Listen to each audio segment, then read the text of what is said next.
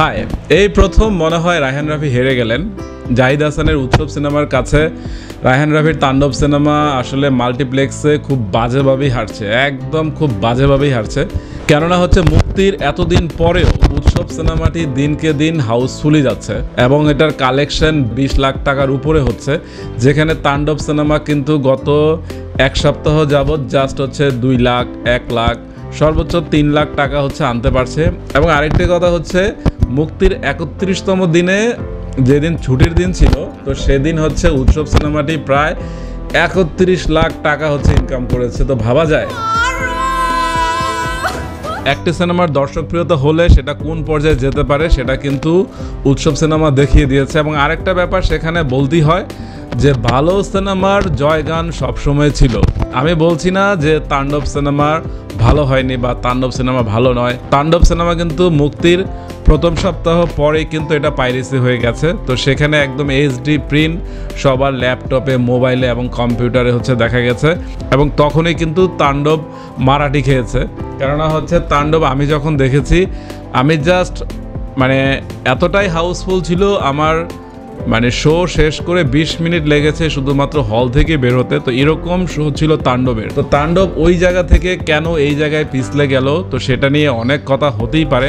এবং মাল্টিপ্লেক্সে যারা হচ্ছে সিনেমা দেখে তাদের কেন এতটা টানতে পারেনি সেটা নিয়েও কথা থাকতেই পারে, যে শাকিব খান কেন তাণ্ডব দিয়ে এই প্রথম দর্শককে অতটা টানতে পারলো না। বরবাদও কিন্তু পাইরেসি হয়েছে, কিন্তু বরবাদের ইনকাম কিন্তু হিউজ, সেখানে তাণ্ডব কেন পারলো না?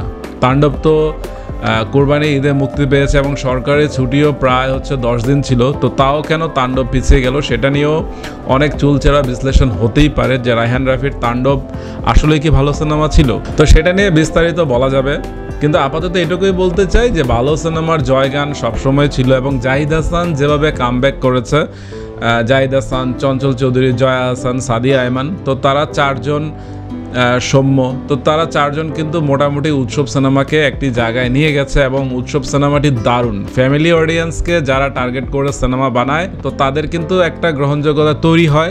হচ্ছে সিনেমা যদি ভালো হয় তাহলে কিন্তু সেটা ধীরে ধীরে জনপ্রিয় হবার চান্স অবশ্যই থাকে। কেননা মুক্তির প্রথম দিনে উৎসব সিনেমাটি যেখানে 3 লাখ টাকা এনেছে, সেখানে 31তম দিনে সেটা 31 লাখ টাকা এনেছে। তো সেটা শুধুমাত্র বলা যায় যে সিনেমা নিয়ে মানুষের পজিটিভ ধারণা, তো সেই ধারণাটি ভেঙে চুরে একাকার করে দিয়েছে উৎসব সিনেমাটি।